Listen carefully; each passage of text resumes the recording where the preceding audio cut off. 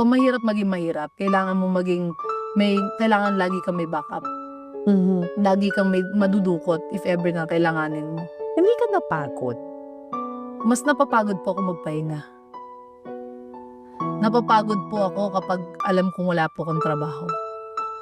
Napapagod po ako pag nasa bahay lang po ako. Parang pag natenga po ako, feeling ko, ano kakainin ko? Anong kakainin ng pamilya ko? Ano pambayad namin ng kuryente? Pero hindi mo ba inisip noong time na yun na, bata pa ako dapat ako yung pinapakain ng magulang ko. Hindi ako yung nagpapakain sa kanila. Inisip ko po na responsibilidad ko po sila. Hindi po nila ako responsibilidad. Kasi siguro, ay hanggang doon lang ang kaya nila eh.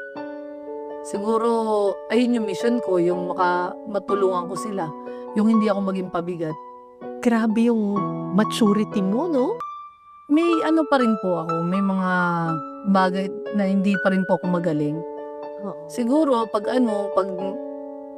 umiiyak din po ako, may hina rin po ako. Mukha lang ako strong magsalita, mukha lang akong magaling magdala, pero pag ako lang mag-isa, Miss Karen, alam mo parang aso na lang kakwentuhan mo. Yung parang naiiyakan mo, aso na lang. Ba't ka umiiyak? Kasi siyempre may tao lang din, napapagod. Gusto mong iyakan sila, pero wag na lang baka. Kasi ikaw yung pinangawakan nilang malakas eh.